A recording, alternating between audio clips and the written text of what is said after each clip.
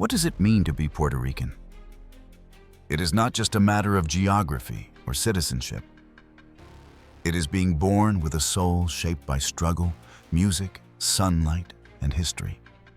To be Puerto Rican is to carry in your veins the courage of the Taíno, the broken chains of slavery, and the echo of a voice that, for centuries, was never fully heard. Puerto Rico is not just an island in the Caribbean. It is a people, a spirit, a heartbeat that empires tried to conquer, silence, and erase, but never succeeded in destroying. This story begins with wounds that never fully closed, but also with a flame of hope, culture, and resilience that no colonial power could extinguish. Because only by knowing the past can a people reclaim what is theirs: the right to be seen, to be heard, and to decide their own destiny. For centuries, outsiders have looked at Puerto Rico and seen only paradise: beaches, music, color, and warmth. But behind the postcards lies a history of conquest, rebellion, survival, and reinvention. The identity of Puerto Rico, what Puerto Ricans call Boricua, taken from the island's original name Boriken, is not something given by kings or governments. It is something forged through pain and resistance, through the blending of worlds that collided violently on this soil. To understand Puerto Rico is to walk through a labyrinth of contradictions. It is both Caribbean and Latin American, tied to Spain, yet profoundly shaped by Africa, bound to the United States, yet never fully part of it. Puerto Rican identity is an inheritance of all these tensions.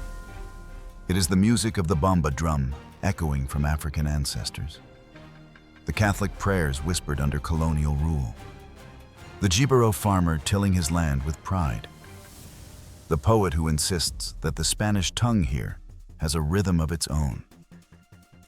Every Puerto Rican today carries this legacy like a scar and a blessing. A scar because it tells of suffering, silencing, and exile. A blessing because it proves survival against impossible odds. Before diving into this history, let us pause for a moment. Imagine Puerto Rico not as a tourist spot or a distant territory, but as a living character in the great drama of world history. A land that has stood at the crossroads of empire, rebellion, and identity for over 5 centuries. In this story, we will walk from the forests of the Taíno to the sugar plantations of empire. From colonial fortresses to modern protests in San Juan. We will follow a people who were told countless times that they had no voice, only to answer back with music, poetry, and revolution. This is not just the story of Puerto Rico. It is the story of survival itself. Long before maps carried the word Puerto Rico, before European ships cut across the horizon, this island already had a soul, a history, and a civilization of its own. Imagine a land clothed in dense forests, with rivers clear as crystal and mountains echoing the songs of countless birds. To the people who first settled here, it was not simply an island. It was a living being, a sacred home. The first inhabitants arrived over 2,000 years ago, rowing in canoes across treacherous waters from other Caribbean islands and even from the coasts of South America. But it was the Taíno, who arrived around the 6th century, that left the deepest imprint on this land. They named it Boriken, the land of the valiant Lord, a name that still beats in the heart of Puerto Ricans today, when they proudly call themselves Boricua. The Taíno were not wandering nomads. They were an organized and sophisticated society, deeply attuned to the rhythms of the earth and the sea. They built villages called Yucayeques, each one led by a cacique, a chief who held authority not through cruelty, but through respect, wisdom, and the consensus of the people. At the center of each community lay the bate, an open plaza where the most important rituals took place. Ceremonial dances, games, songs, and councils that preserved law, memory, and tradition. In those batays, the Taíno performed the arreto, a ceremonial dance that was far more than entertainment. It was a living archive. Through rhythm, chant, and movement, history was carried from one generation to the next. The dance was memory. The dance was survival. Their world was rich with meaning. They believed in spirits called zemis, guardians that dwelled in stones, in trees, in the rain and the wind. Spiritual leaders known as bohiques guided rituals, healed the sick with plants, and connected the people to the unseen. To the Taíno, nature was not separate from human life. It was the very fabric of existence. Agriculture was their lifeline. They grew cassava, sweet potatoes, maize, tropical fruits, and tobacco. Their homes, called bohíos, were built of wood and palm leaves, humble yet perfectly adapted to the environment. They were expert navigators too, reading the stars to guide their canoes across the Caribbean, trading goods and ideas with neighboring islands. What is most striking is what they did not have. No prisons, no standing armies, no obsession with property as we know it today. Land was shared, waters were shared, the fruits of the earth belonged to everyone. Their lives were simple, but they were rooted in balance. A society at peace with itself and with the natural world. It is tempting to romanticize such a life, to see Boriken as an untouched paradise. But the truth is that for the Taíno, it was not paradise. It was home. And in their eyes, it was whole. They had no reason to imagine it could ever be taken away. Yet far beyond the horizon, sails were being raised on ships that would bring not just strangers, but an entirely new order of power, faith, and violence. In 1493, during his second voyage, Christopher Columbus would set foot on these shores, and the story of Boriken would take a turn it would never recover from. The peace of Boriken was shattered in November of 1493, when strange silhouettes appeared on the horizon, sails, white and vast, like wings of some unknown bird. For the Taíno who watched from the shore, it was both a wonder and a mystery. They had never seen anything like it. On his second voyage across the Atlantic, Christopher Columbus, under the banner of Spain, spotted the lush green island. To the Taíno, it was still Boriken, but Columbus baptized it San Juan Bautista, in honor of a Christian saint. Later, the name would shift. San Juan would be reserved for the capital city, while the island itself would be called Puerto Rico, rich port for its natural harbor in San Juan Bay. At first, the encounter seemed almost peaceful. The Taíno, curious and hospitable, approached the newcomers. They saw men clad in metal that gleamed under the Caribbean sun, carrying weapons and objects never before imagined. The strangers spoke a language alien to their ears and made gestures of goodwill, exchanging trinkets and signs of friendship. But beneath those gestures lay ambition. The Spaniards did not see Boriken as a sovereign world.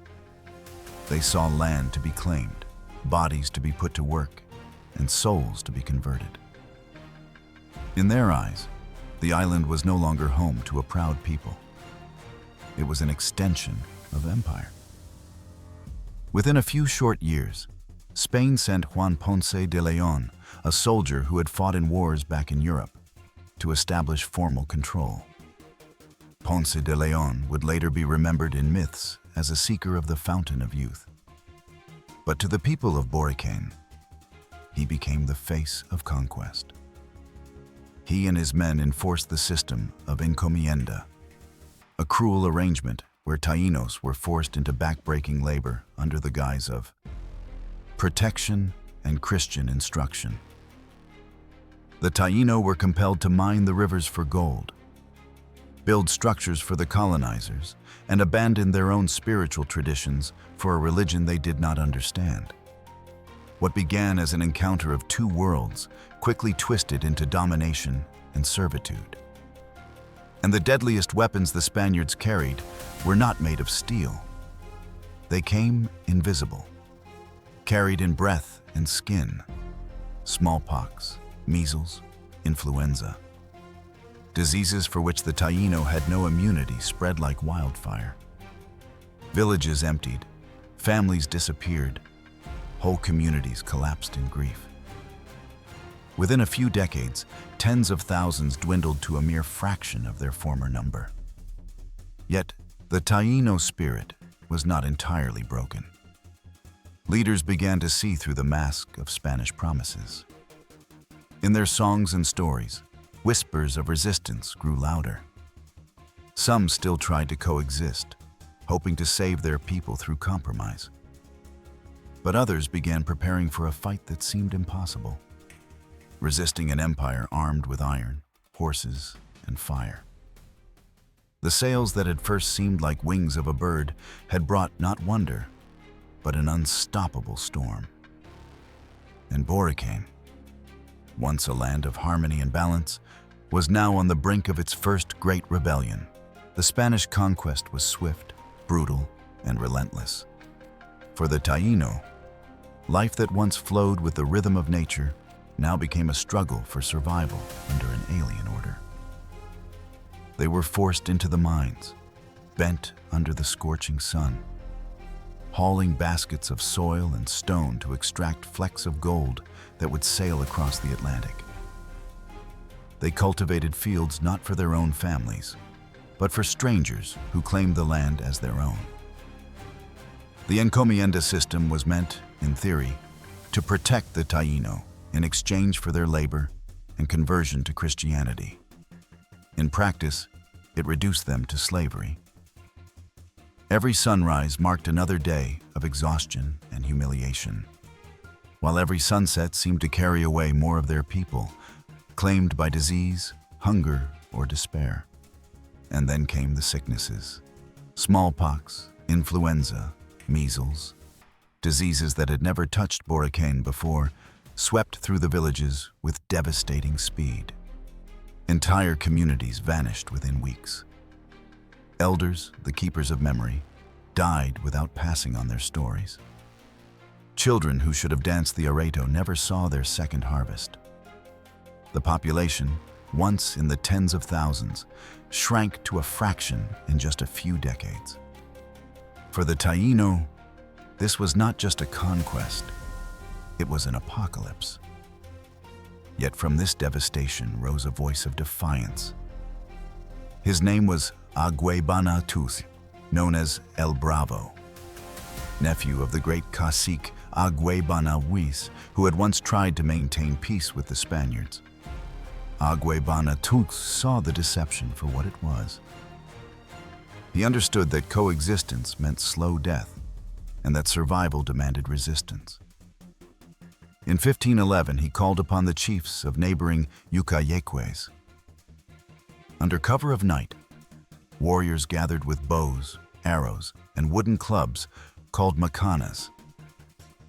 They did not have steel, nor horses, nor guns. What they had was courage and rage. The rebellion began with a symbolic act. A Spaniard named Diego Salcedo was captured. The Taíno drowned him in a river, testing a rumor that the Europeans were gods, immortal beings who could not die. When Salcedo's lifeless body sank beneath the waters, the truth surfaced with him.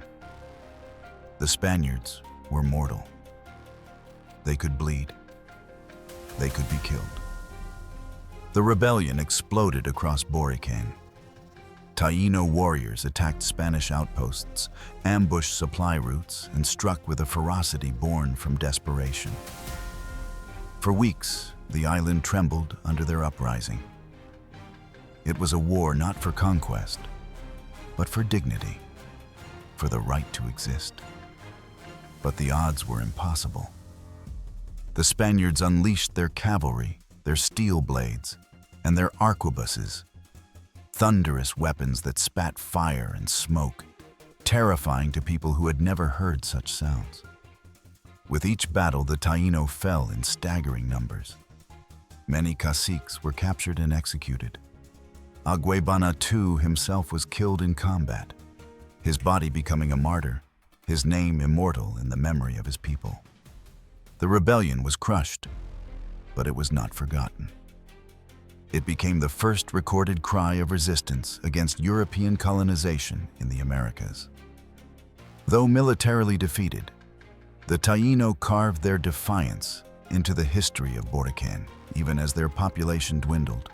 Their blood, their words, and their spirit would endure, woven into the identity of Puerto Ricans who still call themselves Boricua today. The Spaniards had won the war, but they had not silenced the voice of the island.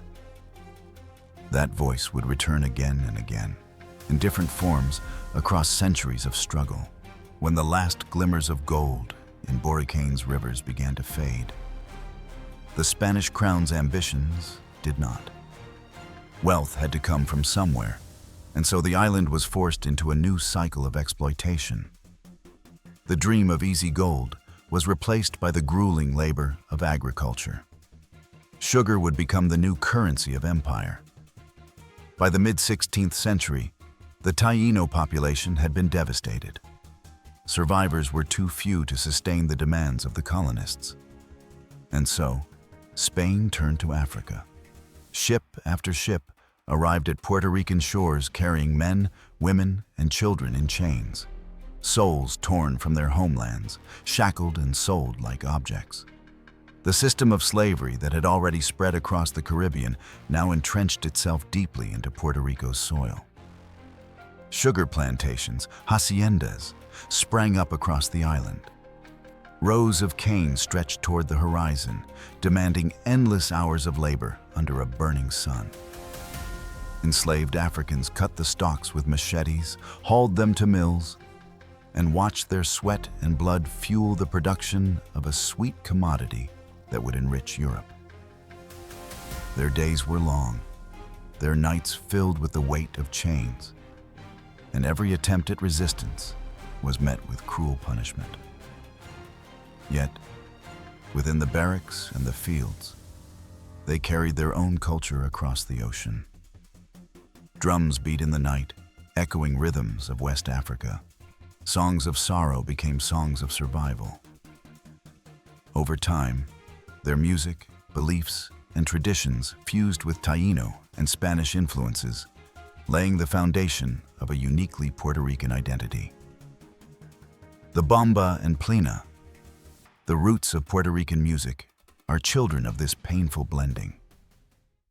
The island's economy shifted dramatically. Gold had been a fleeting treasure, but sugar promised steady profit. Soon, tobacco, ginger, and later coffee joined the cycle. But sugar remained king. Spanish families grew wealthy, controlling vast tracts of land, while enslaved Africans bore the weight of their fortune. A new social order emerged. At the top were Spanish-born elites, the peninsulares, and wealthy landowners. Beneath them were the criollos, Spaniards born on the island. Below still were the mixed-race populations, mestizos, mulattoes. And at the bottom, enslaved Africans who had no legal freedom at all. This hierarchy would shape Puerto Rican society for centuries, embedding inequality into its very structure. Still, in the shadows of the plantations, seeds of resistance survived. Enslaved men and women fled into the mountains, forming hidden communities known as cimarrones. There, in the dense forests, they built new lives, refusing to be broken, refusing to let empire dictate the boundaries of their humanity. Puerto Rico had become more than a colony. It was now a machine of production, a jewel to be guarded and defended. And as its riches grew, so too did the eyes fixed upon it. Pirates, corsairs, and rival empires began circling, hungry to seize what Spain had claimed. The island's future would be forged not only in its fields, but also on its shores, where cannon fire and fortress walls would soon define its destiny. By the late 1500s, Puerto Rico was no longer just a sugar island. It had become a jewel in Spain's imperial crown, a gateway between Europe and the Americas. But with riches came danger. Every ship that left San Juan's harbor carried sugar, tobacco, and treasure bound for Seville, and every rival empire knew it. The Caribbean had become a chessboard of pirates, corsairs, and imperial fleets. In 1595, the infamous English privateer Sir Francis Drake appeared with his fleet before San Juan. His cannons thundered across the bay, but the defenders held their ground.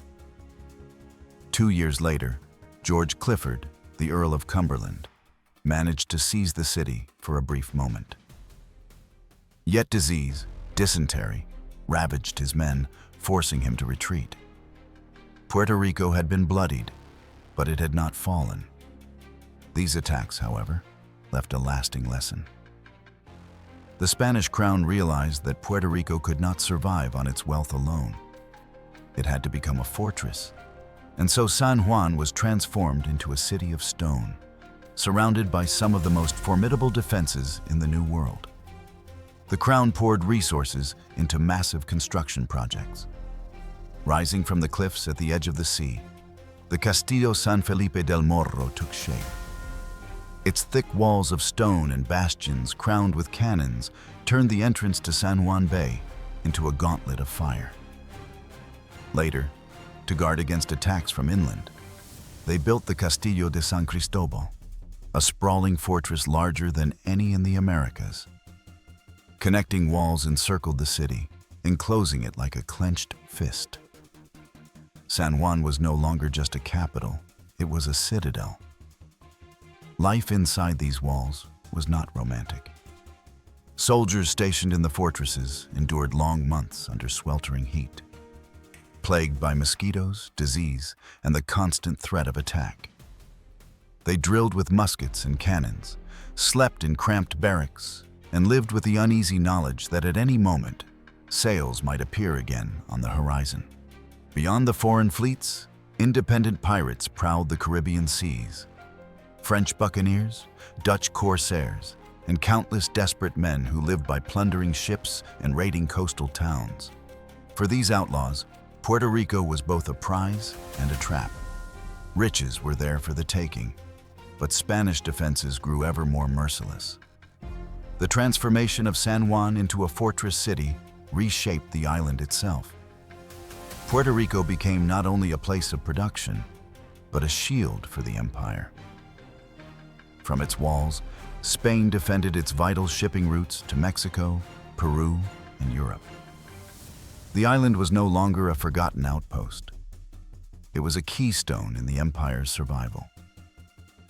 And yet, within those stone walls, another transformation was quietly taking place. The people of Puerto Rico, Spaniards, Africans, Taíno descendants, were beginning to form something stronger than forts and cannons. They were forming an identity of their own, one that no empire could fully control. For more than 3 centuries, Puerto Rico lived under the shadow of the Spanish crown. On the surface, the island mirrored Spain. Spanish governors ruled with near absolute authority. Catholic bells marked the hours, and the language of Madrid echoed in official halls. But beneath that facade, something different was taking shape. The island's society was layered, divided by birth, race, and privilege.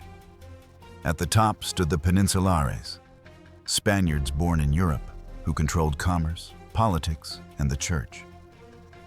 Just below them were the Criollos, the children of Spaniards born on the island, many of whom grew resentful of being treated as second class in their own homeland. Then came the mestizos and mulattoes, people of mixed ancestry, navigating a society that ranked them by the color of their skin. At the very bottom, enslaved Africans endured backbreaking labor, their humanity denied by a system built on inequality. And yet, within this rigid order, a uniquely Puerto Rican identity began to emerge. In the countryside, the figure of the Jibaro, the humble farmer, became a symbol of resilience and authenticity. The Jibaro lived close to the land, cultivating coffee, tobacco, and subsistence crops. He was poor, often dismissed by elites, but he embodied values that would later define Puerto Rican culture: family, community, honor, and perseverance. In the cities, a cultural blending was underway. The rhythm of African drums mixed with Spanish guitar. Catholic saints coexisted with African deities in quiet syncretism. The language of Spain was spoken with new cadences, new words shaped by the island's many tongues. The kitchen, too, became a mirror of identity. Rice and beans simmered alongside plantains, cassava, and spices that told the story of 3 continents meeting on one plate.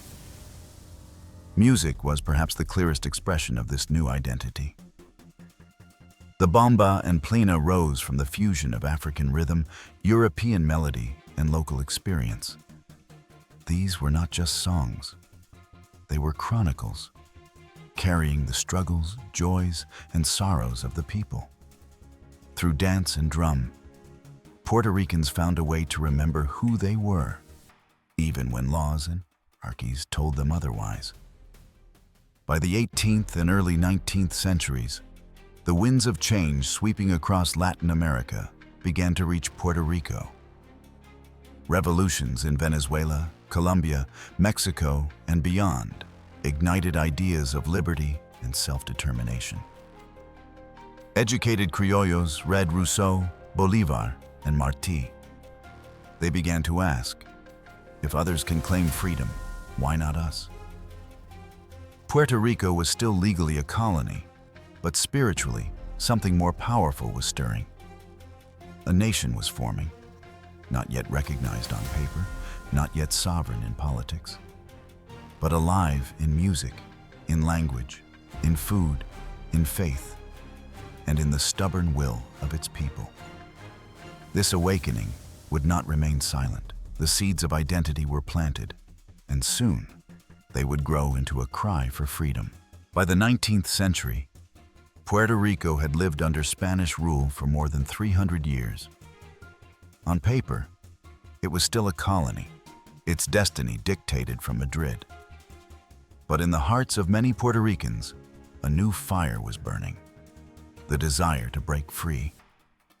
Across Latin America, independence movements had already transformed the continent. Venezuela, Colombia, Mexico, and Argentina had shaken off Spanish control. The echoes of Bolivar and San Martín reached the shores of Puerto Rico, where criollos, intellectuals, and common people alike began to dream of self-determination. But Spain clung desperately to its last possessions in the Caribbean: Cuba and Puerto Rico. Fearful of rebellion, colonial authorities kept a tight grip. Freedom of the press was forbidden. Political dissent was silenced. Economic life was strangled by taxes and trade restrictions. Daily existence carried the weight of surveillance and censorship. Still, ideas could not be chained. A secret movement began to form, led by men like Ramón Emeterio Betances, known as the father of the Puerto Rican nation, and Segundo Ruiz Belvis. Both were abolitionists, visionaries, and patriots. They believed Puerto Rico could not remain silent while the rest of the continent embraced freedom. For them, the fight for independence was inseparable from the fight for justice, the end of slavery, the dignity of the Jibaro, the voice of the Boricua people. Their plan was daring. Coordinated uprisings across the island would strike simultaneously, overwhelming Spanish authorities. Weapons were gathered in secret, Meetings were whispered in the dark, and the rebels prepared for the day history would shift. But betrayal intervened. Spanish officials discovered parts of the plan, forcing the rebels to act earlier than intended. On September 23, 1868, in the town of Lares, a small band of patriots rose in open defiance. They stormed the local garrison, seized control of the town, and for a brief moment, proclaimed the Republic of Puerto Rico. They raised a flag unlike any seen before. A white cross dividing blue and red squares, with a single white star shining at its center. It was the first flag of Puerto Rican independence, a symbol born not in triumph, but in resistance. Though the rebellion was crushed within days, the Grito de Lares was not a failure. It was a beginning. Its leaders were jailed, exiled, or silenced. But their cry echoed across generations. That day became etched into the Puerto Rican soul as proof that the island's people would risk everything for the right to govern themselves. And in that same year, another pillar of injustice was toppled. Slavery was abolished in Puerto Rico. For the first time, the descendants of Africans who had labored in chains tasted legal freedom, even if inequality remained. The world was shifting, and Puerto Ricans had forced their voice into the conversation.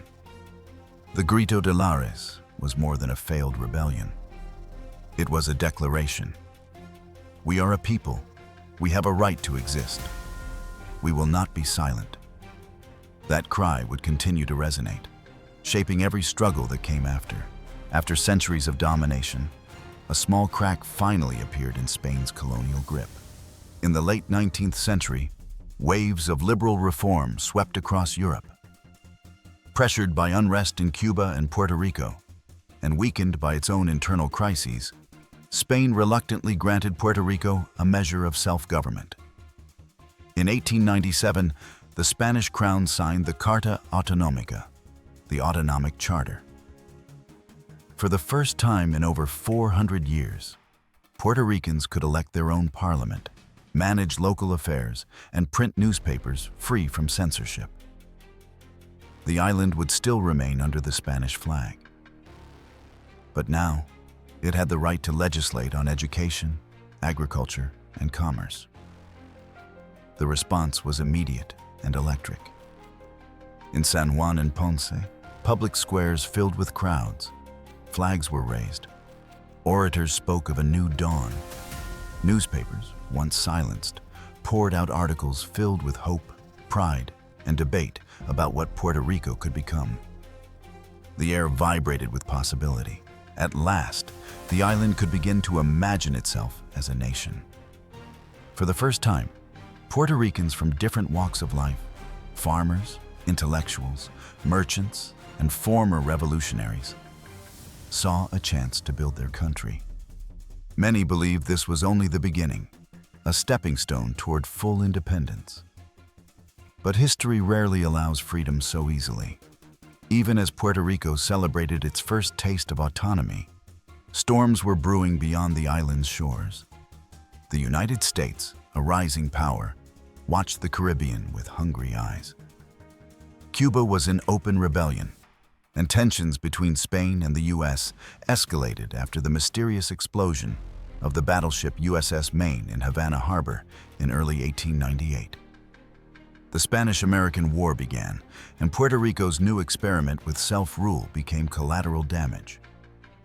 In July 1898, as the ink on the Carta Autonómica was barely dry, American troops landed at Guanica on Puerto Rico's southern coast.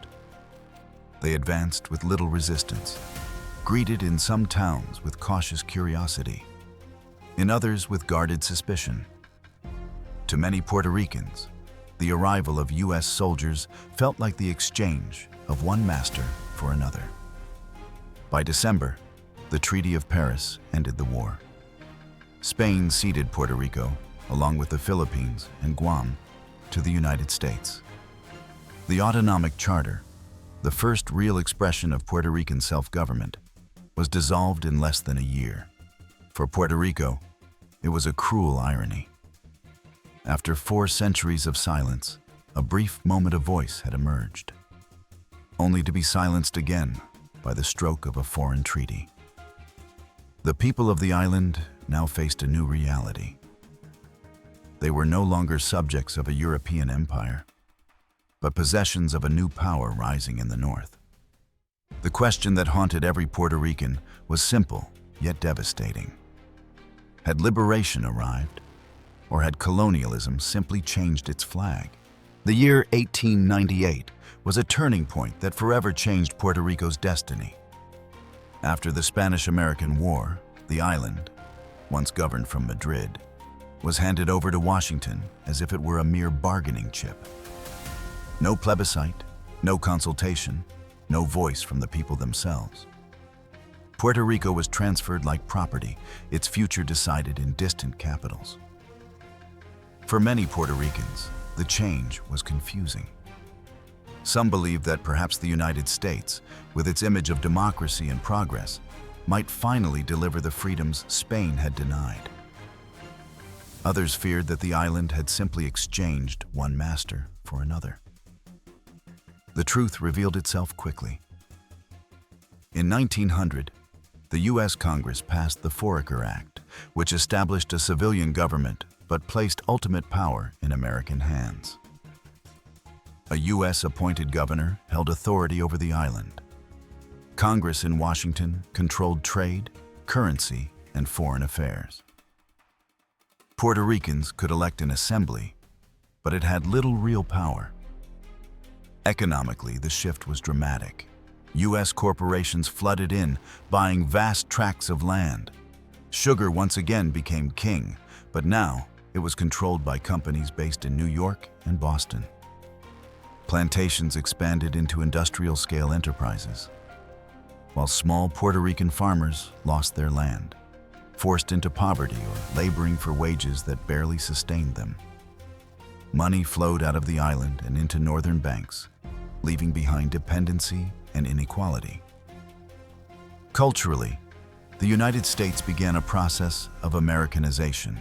Schools were restructured, and English was imposed as the language of instruction.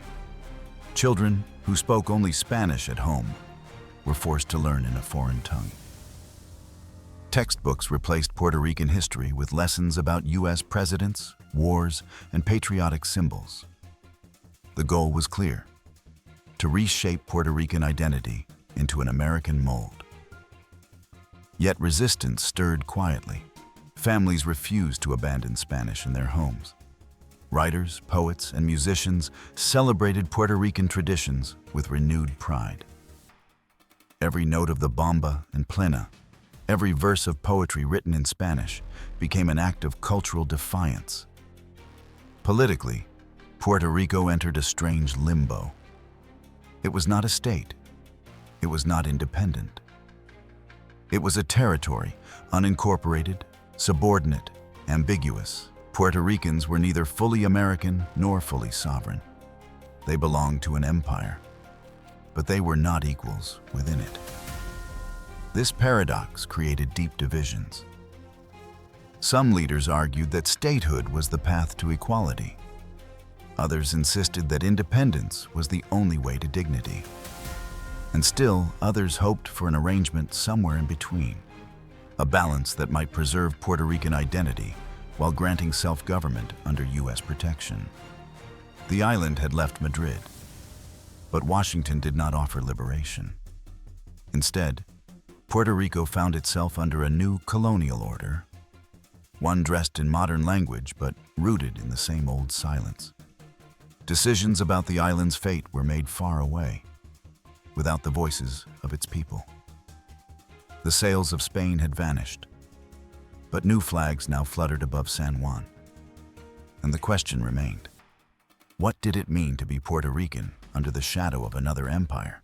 After 1898, Puerto Rico entered a new chapter, not of independence, but of imposed transformation.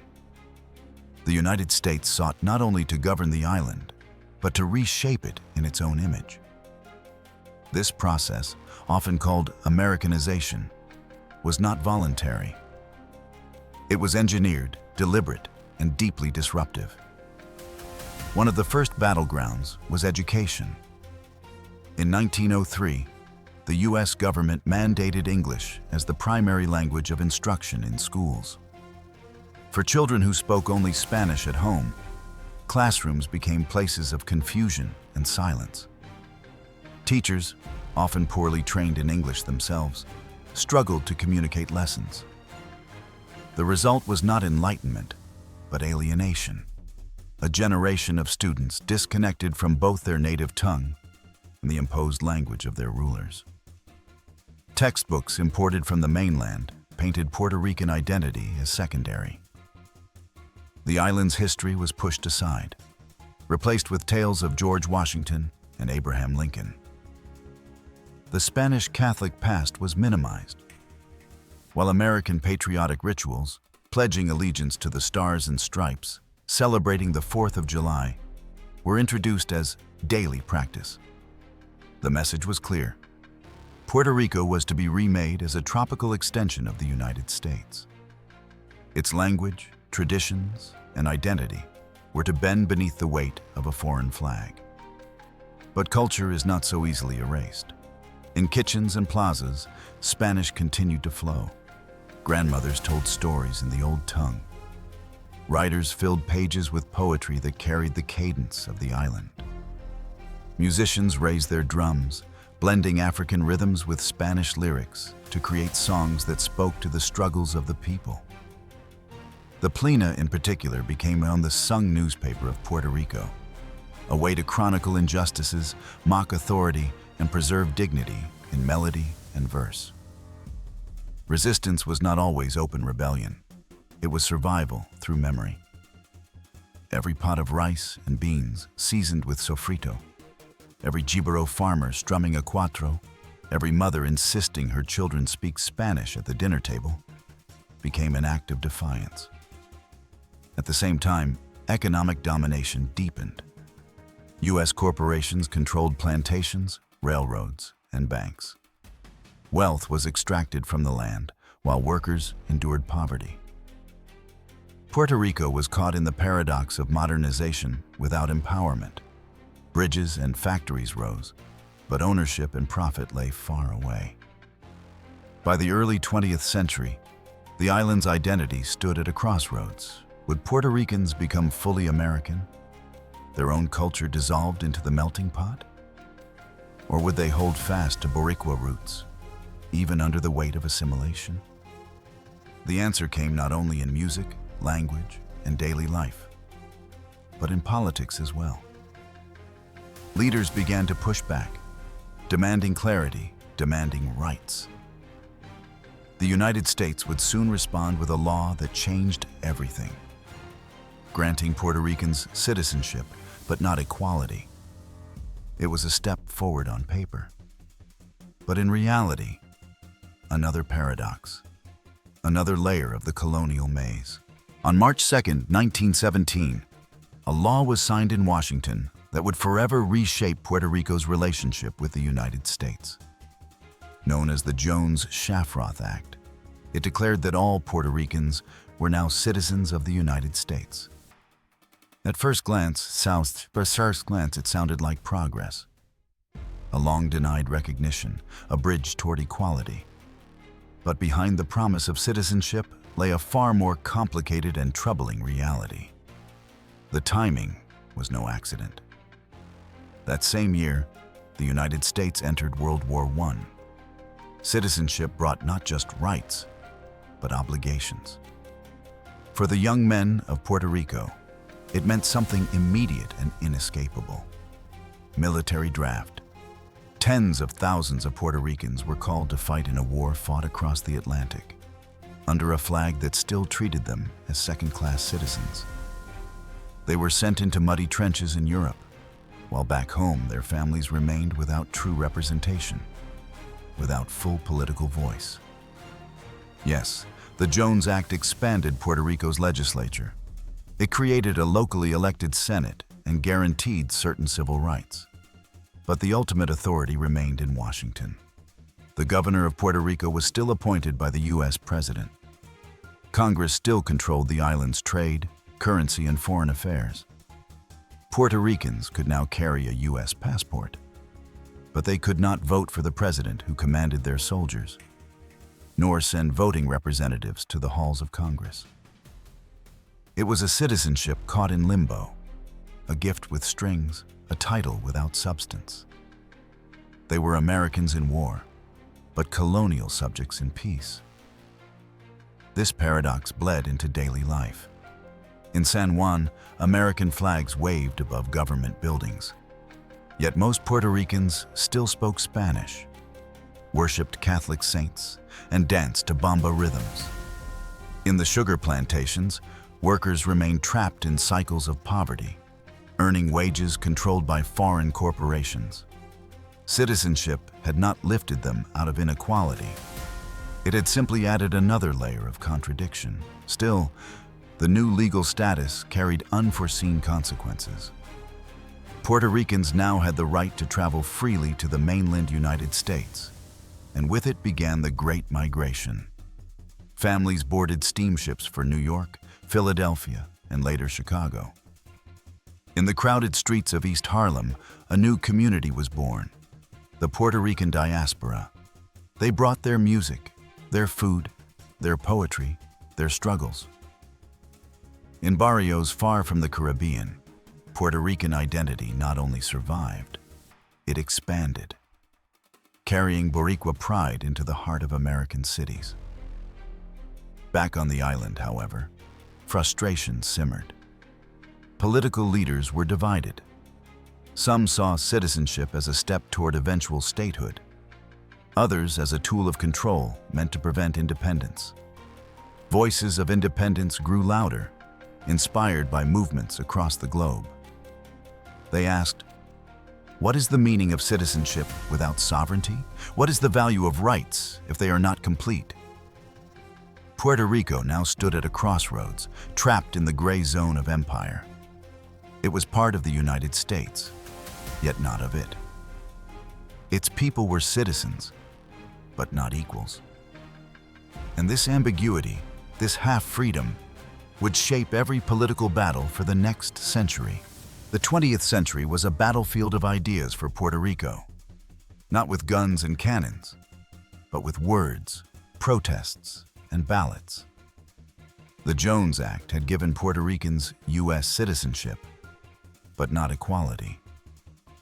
And from that contradiction grew the island's central political dilemma. What should Puerto Rico become? Three competing visions emerged, each with passionate defenders and bitter opponents. On one side stood the independentistas, those who believed Puerto Rico must finally sever colonial ties and stand as a sovereign nation. They drew inspiration from Latin America's revolutions and saw independence as the only path to dignity. Their most charismatic leader was Pedro Albizu Campos, president of the Puerto Rican Nationalist Party. Educated at Harvard, a lawyer and a soldier, Albizu became the voice of uncompromising defiance. He denounced U.S. exploitation of the island's economy, the suppression of its culture, and the hypocrisy of granting citizenship without true freedom. His resistance was not merely rhetorical. In the 1930s, nationalist uprisings erupted, most famously the Ponce Massacre of 1937, when police opened fire on unarmed demonstrators, killing and wounding dozens. In the 1950s, nationalist fervor exploded again. An armed uprising in Jayuya declared the short-lived Republic of Puerto Rico, while other nationalists even attacked the U.S. Capitol in 1954. Though these movements were crushed, they etched independence into Puerto Rico's political soul, reminding the world that the island's colonial status remained unresolved. On another side rose the statehood movement. Its advocates argued that Puerto Ricans deserved full equality as American citizens. If Puerto Rico became the 51st state, its people would gain the right to vote for the U.S. president and send full representatives and senators to Congress. For many, Especially those who believed integration would bring economic stability and federal support, statehood seemed the most practical future. Yet opponents feared it would mean losing cultural identity, language, and the unique soul of Borinquen to the melting pot. Between these two poles emerged a third path, the Estado Libre Asociado, or Free Associated State, known by its acronym ELA. This status was championed by Luis Muñoz Marín, a gifted politician who became Puerto Rico's first democratically elected governor in 1948. In 1952, under his leadership, Puerto Rico adopted its own constitution and declared itself a Commonwealth of the United States. For many at the time, this was a triumph. The island gained control over its internal affairs while maintaining U.S. citizenship and access to federal programs. Flags of Puerto Rico waved proudly alongside the stars and stripes, as people celebrated a new chapter that promised the best of both worlds. But over the decades, the ELA revealed its limits. Washington still controlled trade, foreign policy, and ultimate sovereignty. Puerto Rico was neither independent nor a state, but something in between. A status that pleased few and frustrated many. The political struggles shaped every generation. Families divided over ideology, political parties split communities, and plebiscites offered answers that Washington rarely acted upon. Independence remained alive but marginal. Statehood gained momentum but never secured a decisive victory. And the Commonwealth endured, criticized as a mask for colonial reality. What united all sides, however, was the recognition of Puerto Rican identity, Boricua pride that could not be legislated away. Whether waving the U.S. flag, the Puerto Rican flag, or the old Lares banner of independence, the people insisted on one truth. They were not invisible. They were not voiceless. This unresolved debate, independence, statehood, or Commonwealth, would haunt Puerto Rico through the decades. And as politics raged, another revolution was brewing, not in ideology, but in economy. A massive project would soon attempt to modernize Puerto Rico, lifting it from agriculture into industry, changing the face of the island forever. By the mid-20th century, Puerto Rico stood at a crossroads. Its politics were unsettled, its identity still contested, but its economy, fragile and dependent on sugar, was collapsing. Poverty was widespread, unemployment high, and young Puerto Ricans saw little future in the cane fields. Something had to change. Enter Luis Muñoz Marín, the island's first democratically elected governor and the architect of a bold plan known as Operación Manos a la Obra, Operation Bootstrap. The idea was nothing less than revolutionary: transform Puerto Rico from an agrarian society into a modern, industrialized economy. To make this happen, the government offered U.S. corporations extraordinary incentives: tax exemptions, cheap labor, land, and access to American markets without tariffs. Factories sprouted where sugarcane once swayed. Textiles, pharmaceuticals, electronics, petrochemicals. Cities like San Juan, Bayamón, and Caguas expanded with industrial zones. Bridges, highways, schools, and hospitals rose quickly, reshaping the landscape of the island. For many Puerto Ricans, the changes felt like a miracle. Rural families moved to urban centers in search of jobs. Literacy campaigns spread, electricity reached villages, and infant mortality rates dropped. A generation that had grown up in wooden shacks now dreamed of concrete homes and steady paychecks. Operation Bootstrap seemed to catapult Puerto Rico into the modern world almost overnight. But beneath the glow of progress lurked contradictions. The rapid industrialization came at a steep price. Agriculture, the backbone of Puerto Rican life for centuries, was abandoned. Once self-sufficient in food, the island became dependent on imports from abroad. Local farmers, unable to compete, left their land and joined the swelling urban poor. Even in industry, the wealth was uneven. The factories were owned by U.S. companies, and while they provided jobs, much of the profit flowed back to the mainland. Puerto Rico modernized, but the levers of its economy remained in foreign hands. As one critic put it, "We built factories, but not sovereignty."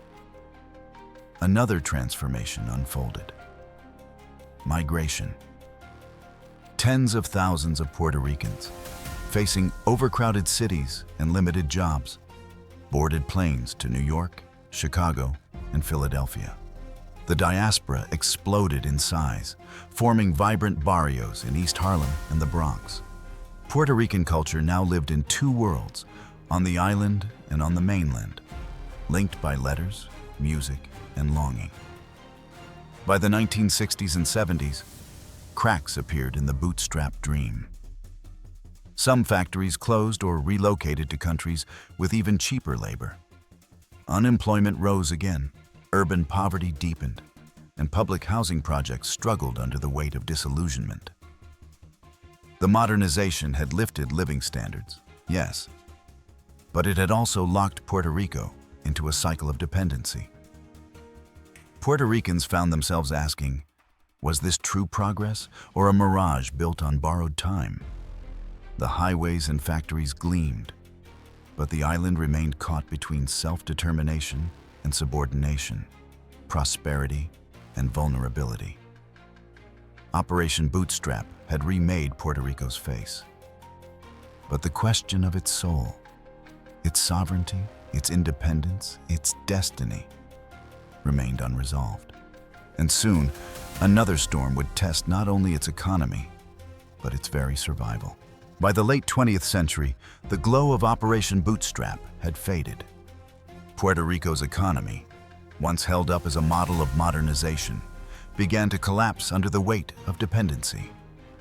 When U.S. tax incentives for corporations were phased out in the 1990s, factories shut down. Jobs vanished overnight. The island, stripped of agriculture long before, was left without a foundation. To keep the government afloat, Puerto Rico borrowed heavily. By 2015, its debt ballooned to more than $70 billion, a staggering sum for an island of just over 3 million people. Schools closed, public workers were laid off, and health services shrank. In 2016, Washington imposed a fiscal control board, known locally as La Junta, stripping Puerto Rico of even the limited autonomy it had under Commonwealth status. For many, it felt like colonial rule all over again. Financial decisions dictated by outsiders, without the consent of the people. And then came the storm. On September 20th, 2017, Hurricane Maria slammed into Puerto Rico with winds of 155 miles per hour. It was one of the strongest hurricanes ever recorded in the Caribbean. In a single night, the island was torn apart. Electrical lines snapped, plunging the island into the longest blackout in U.S. history. Bridges collapsed, rivers overflowed, and entire neighborhoods disappeared under floodwaters. Hospitals ran on failing generators. Families waited in endless lines for food, water, or gasoline. For weeks, many communities were cut off from the outside world. The official death toll began as a cruel understatement, just 64 people. But independent studies later estimated the real number in the thousands, many dying not from the winds themselves, but from the collapse of the health system, lack of medication, and isolation. Maria was not just a natural disaster. It was the brutal exposure of decades of neglect. The federal response was slow and inadequate. Images of food rotting in warehouses, of blue tarps covering broken roofs months after the storm, of officials tossing paper towels at desperate survivors. seared themselves into Puerto Rican memory. For many, it was a stark reminder. Puerto Rico was part of the United States when it came to obligation, but forgotten when it came to aid. In the aftermath, migration surged once again. Tens of thousands of Puerto Ricans left for Florida, Texas, and New York, seeking stability their homeland could no longer provide. The island's population declined sharply, leaving behind an aging society and an even weaker economy. Yet even in the ruins, resilience rose. Neighbors cleared roads together. Community kitchens fed the hungry. Solar panels and microgrids appeared where the state had failed. Grassroots organizations did what governments could not, keeping people alive and hope intact. Maria was a wound that has never fully healed. It was not just the loss of lives and homes, but the loss of trust. That an island could belong to a great empire and still be left in the dark when it needed help the most. Puerto Rico had endured centuries of conquest, slavery, poverty, and dependency. But the storm revealed something deeper. That even when abandoned, Puerto Ricans would not surrender. They rebuilt together out of nothing but will. In the 21st century, Puerto Rico stands suspended between two worlds. Officially, it is a commonwealth of the United States, a free associated state. But in reality, many call it what it feels like, a modern colony. Puerto Ricans elect their own governor, pass their own laws, and wave their own flag. Yet when it comes to the most important questions, foreign policy, trade, defense, even federal aid, the final word still comes from Washington. Puerto Ricans carry U.S. passports. They can serve in the military, and they have done so in every American war since World War I. Yet they cannot vote for the U.S. president. Their representative in Congress has a voice, but no vote. It is the paradox of belonging without equality, citizenship without sovereignty. This unresolved status has shaped every debate on the island. Some fight for statehood, believing that only by becoming the 51st state will Puerto Ricans achieve true equality under the law. Others demand independence, seeing it as the only path to dignity and self-determination. Still others cling to the Commonwealth, hoping it can evolve into a balance between identity and stability. Plebiscites have been held, flags raised, arguments shouted. But the U.S. Congress has never given a definitive answer. Puerto Rico waits, caught in limbo. Yet while politics stagnate, Puerto Rican culture burns brightly. It is an identity that refuses erasure. From the African drums of bomba to the poetry of Julia de Burgos, from salsa and reggaeton to the Giberos Cuatro, Puerto Rican creativity reverberates far beyond its shores. Artists like Ricky Martin, Lin-Manuel Miranda, Bad Bunny, and Residente carry the island's voice to global stages, proving that Boricua pride cannot be contained by borders or politics. The diaspora, now numbering millions across the United States, has become an extension of the island itself. In New York, Orlando, Chicago, and beyond, Puerto Ricans march in parades, open restaurants, teach their children Spanish, and keep alive the memory of Boricua. For them, Puerto Rico is not just a place, it is a heartbeat that travels wherever they go. At home, the people continue to rise from hardship. After Hurricane Maria, communities built solar cooperatives, neighborhood clinics, and grassroots networks of solidarity.